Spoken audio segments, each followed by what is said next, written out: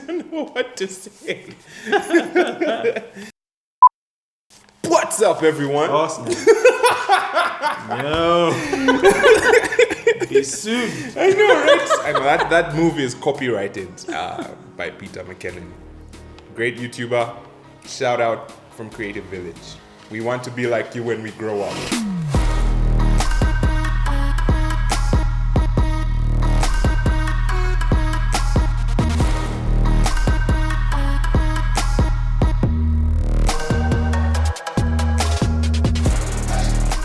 Hey, what's up, everyone? My name is David. And I am Theophilus, aka DJ Traffic, your favorite friend. That was cool. He has so many names.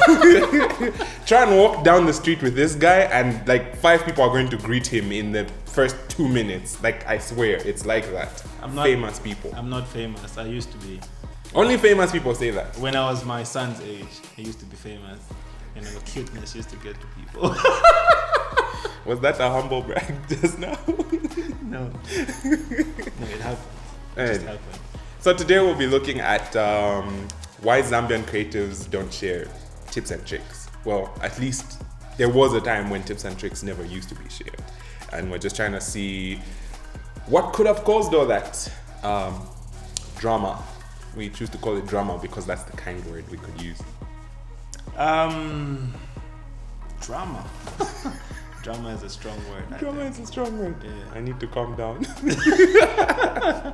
Before people start putting crazy comments down there. I think it's just with the times. If you just think about it, it's when you started doing what you're doing as a creative. Is it design? Are you an editor? Are you a cinematographer? I think it just depends on who. That's just my opinion. Because I think things are changing, or things have changed. You have YouTube University right now. Yeah, people are like sharing their wisdom and knowledge, and giving it out there for free. Unlike, what's the other platform? Patreon? How do you pronounce it? Is it Patreon? I can't remember. However you pronounce it, but it's. I guess there's a certain amount of knowledge that can be given out for free, and there's a certain amount of knowledge that has to be sold. I mean, the people that are sharing most of these things, most of them went to school for it, and then just to give it out for free is kind of like tricky. I think giving all of it for free. That's just my opinion. Well, it makes sense that you would want to keep some of what you have, like resources, because I mean, let me start by telling you a short version of my story and why we chose this as a topic, especially since it's regional based. It's more about the creatives that exist or were born, or however you might have joined us on planet Earth within Zambia. But I remember back about 8 years ago when I started doodling with Photoshop. I would ask people who had the software as far back as CS3 on methods on how they did a specific kind of design, or how they might have edited a picture to give it a certain look. And that information was hard to come by, to tell you the truth. And I understand, like for us in this country, the internet wasn't easily accessible 8 years ago.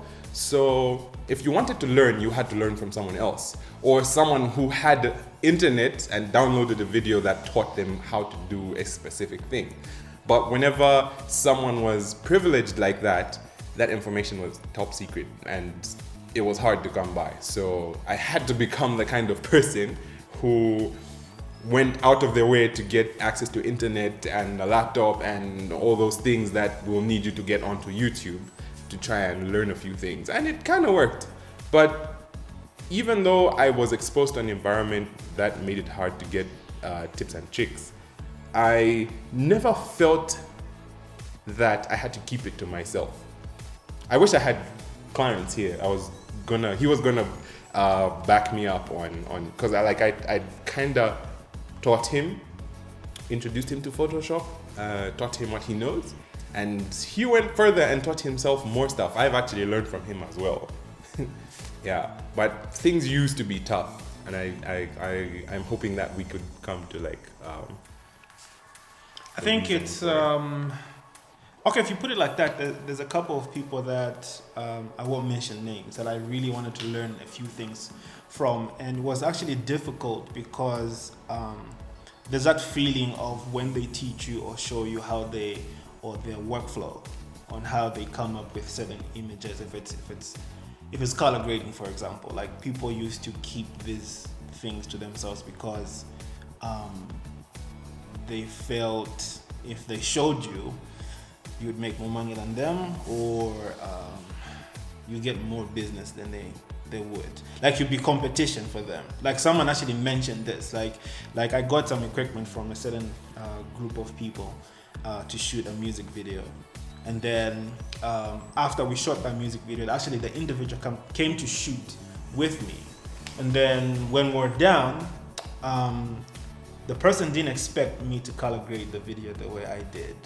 And then later on, I had to shoot a music video for Mark 44. And there was actually some kind of like wrangle because, hey, all of a sudden, why are people asking you to shoot videos for them? And I didn't understand until 2 years later, because one, if I became competition, they would be out of the equation. But it doesn't make sense. Like how many musicians are there in the country? There's like a lot of them, and it doesn't mean that if certain individuals are shooting music videos, others won't. Like now you have a little bit more people shooting than 8 years ago. Yeah, the market has exploded. Yes, so you cannot say you be the only one doing it, or you want people to recognize only your name. It's ridiculous. Things have changed. Things were hard to learn 8 years ago or a couple years back than now. We never had a lot of tutorials flying around. True. You had to true. get the software and figure it out for yourself, and that's the era where I come from, where you get software and try and error. Try and learn how to tell stories on the timeline.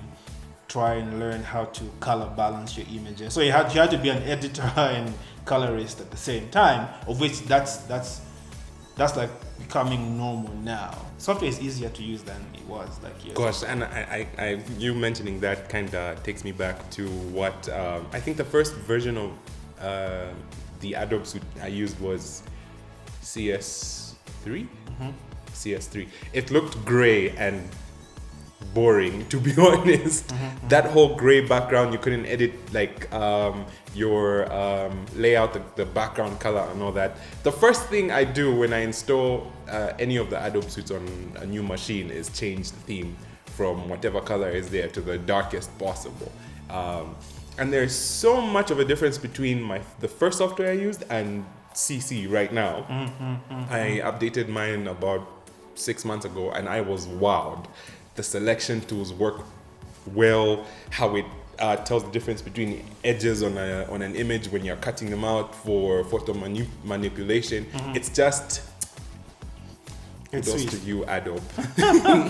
How can I put this? Let me just tackle one thing. Talking about color grading, there's a lot of young creatives that think they're colorists, but they're not because of LUTs these days. Like individuals are creating LUTs and selling to them or to all of us, and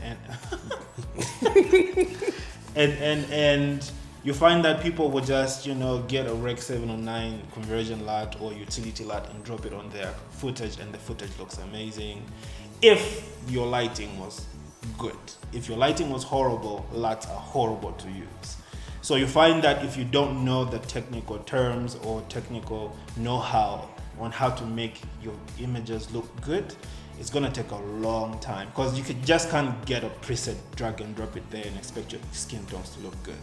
People back then used to keep secrets because you find there was a lot of 5Ds back in the day. Like everybody, it's either you had a 7D or a 5D, and then we're using them to shoot video and all that type of stuff. And a number of studios back then achieved that nice filmic look, but they wouldn't share.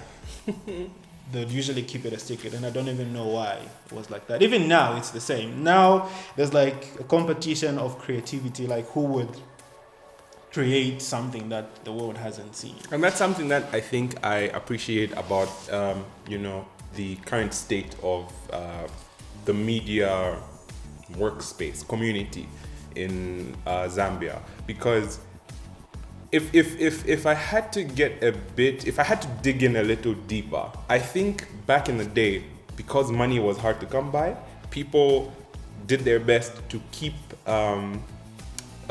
resources or sources where money came from to themselves, so that they took everything and kept as much as possible for themselves. Because like our country is still developing, and there's a huge difference between the economy back then and how the business market approached creatives then and now. There's a huge difference between the two. People are more willing to pay more money for creative work compared to back then. Back then, you'd do a huge project and receive like very small amounts of money. So I think that kind of might have contributed to making people stingy, if I can call it that. Stingy with the information information so that yeah, they make more money. yeah, exactly, by doing all the projects. But now you could make 10 times the money. Well, giving you an example, back then you'd work on 10 projects to make as much as you would make today on one. Yeah, that's true. So maybe that might have contributed. But yeah, I like the fact that people are appreciating creative work within the country now. Yeah, it's kind of like growing, but there's advantages and disadvantages to that, because you find that locally certain brands would hire foreign creatives to come and create content for them, and that would make the local creatives feel inferior. You know what I mean? Why? Because why should I get a creative from SA when we have creatives here? And then you find that the certain countries that are getting Zambian creatives to go create content in their countries. But then locally, it's been known to, like, the big brands would like get South African or international creatives to come and create content for them, or the whatever brand it is doesn't have the agency doing stuff for them here, but then it's abroad. It's not that we don't have creative people in the country. That's a lie. That are able to deliver. Yeah, that's a lie. There's like tons and tons of people that are able to do the work nowadays. And I feel as if, speaking of commitment, I feel as if most of the creatives that are good at their jobs right now, commitment is what took them from being a normal human being who doesn't know anything about creative work and being beasts on the market right now. Yeah. Because it was hard back then, Yeah. to tell you the truth. And it's hard now. I'm not trying to say that things are easier now, even though we have YouTube University. But commitment takes you a long way, especially if you stick to the vision of where you want to be and fight to get there. I feel as if we are all growing towards where I would want us to get to as a creative community. People are they're sharing what they have, they're sharing their knowledge, they're posting it on YouTube, from this country. Actually, you're able to meet people easier, even the busy ones, if you buy them coffee. Of course, that's a strategy, by the way, because you can't take the person's time from them without giving them something back. Always keep this in mind. If you want to learn something, you have to give something in order to learn it. Yeah. If you're learning something on YouTube, you're giving time and receiving knowledge. So don't assume that you can just go around and ask anyone to give you their time without giving them something back. It doesn't have to be huge, it can be small. Coffee is small, you enjoy it as well. But I feel as if the creative community and the business community that employs us is appreciating us a bit more, and they're giving us chances. And I really feel that people who are just starting out should try and have a mentor who has made it in the game already, by their own standard. Of course, it doesn't have to be by anyone's standard, because standards are different.